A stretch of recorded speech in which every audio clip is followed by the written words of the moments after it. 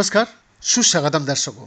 जी मैं फिर एक बार बीएन। बांग्लादेश में इंडिया आउट कैंपेन की गूंज सुनाई दे रही है। भारत के खिलाफ इस अभियान को चलाने वाली बांग्लादेश की प्रमुख विपक्षी दल बांग्लादेशी नेशनलिस्ट पार्टी यानी बीएनपी है, लेकिन जानकार इसे सिर्फ मुखौटा मान रहा है। बांग्लादेश में भारत के असली विरोध की वजह चीन को माना जा रहा है। इससे पहले ड्रैगन मालदीव में भी ऐसे ही साजिश को अंजाम दे चुका है।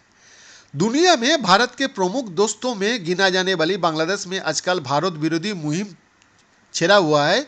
इंडिया आउट कैंपेन से बांग्लादेश में भारतीय उत्पादों का बहिष्कार की अपील की जा रही है।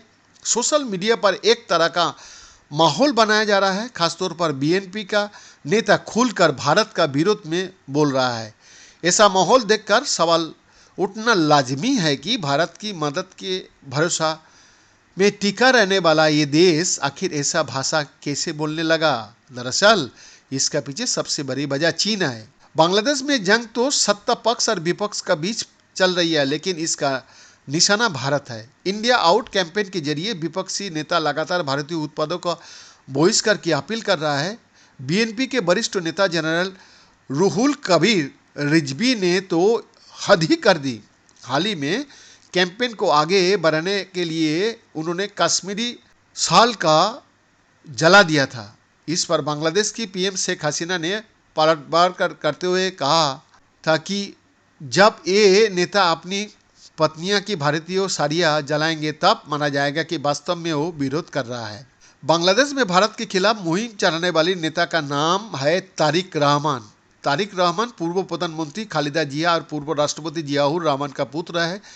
जियाउर रहमान बांग्लादेश का 8वां राष्ट्रपति थे। खासतौर से पाकिस्तान से अलग होने का 5 साल बाद चीन ने बांग्लादेश की स्वतंत्र देश के तौर पर मान्यता दी थी। हालांकि दोनों देशों का बीच उस तरह का संबंध नहीं बन सके थे जैसे दो देशों में होना चाहिए। ऐसे में दोनों देश के बीच संबंधों को पट्टी पर लाने वाले नेता जियाउर रहमान बने थे। उन्होंने इस दौर में बीजिंग को दौरा किया था और बांग्लादेश मुक्त बाजार को बहाल किया था।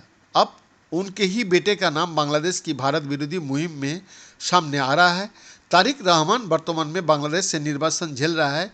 उन्हें 2018 में आतंकवाद फैलाने की दोषी मानते हुए 10 साल की सजा सुनाई गई थी। बीएन का एक्सक्लूसिव रिपोर्ट।